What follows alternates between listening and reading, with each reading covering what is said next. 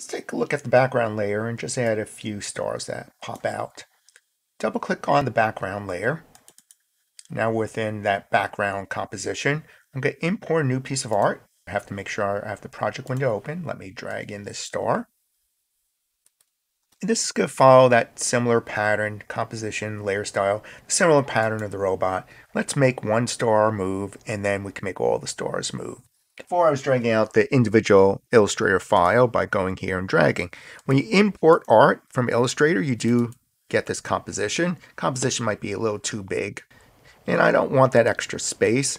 I'm just going to delete that composition, knowing that the artwork that I'm looking for is within the star layer. Let me drag that out to my stars within the background. I'm just going to do a simple animation with this one.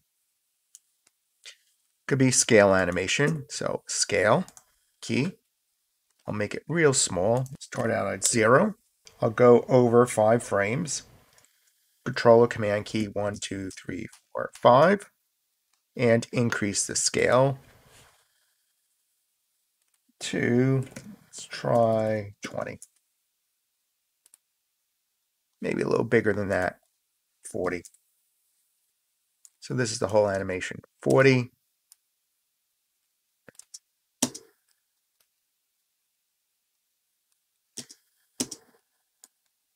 And then it goes away quickly. Back down to 0, typing in 0. So we get this little twinkle like that. Oops. Just like that. I don't need the rest of this timeline because it's just empty space.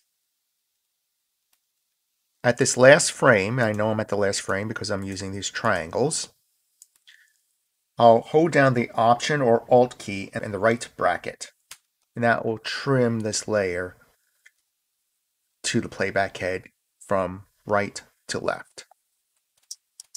The reason I did that, I just didn't need extra things floating around. And I could just duplicate this art. Command D or Control D.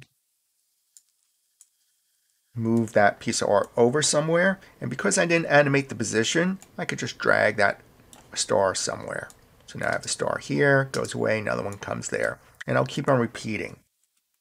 You'll see that at some point I'm gonna have so many of these little steps happening that, yeah, I'll pre-comp all these stars together.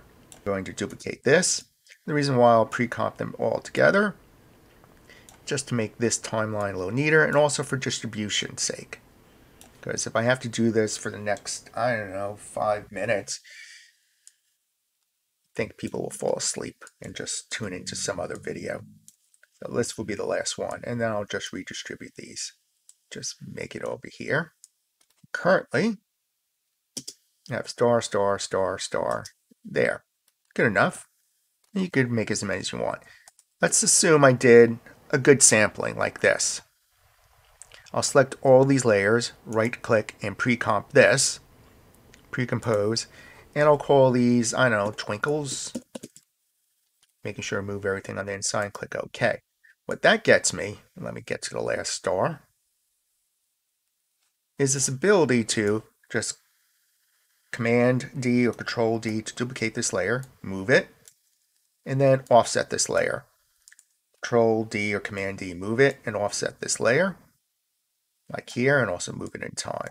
So then I have a way to distribute the stars without putting so many stars here out. Each one of these containers contain 1, 2, 3, 4, 5 stars.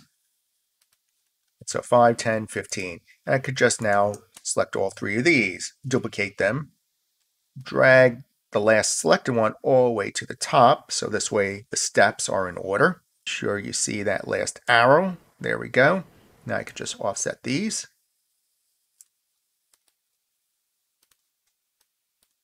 And just continue working this way to populate the scene with stars. And that's how you layer up your scenes.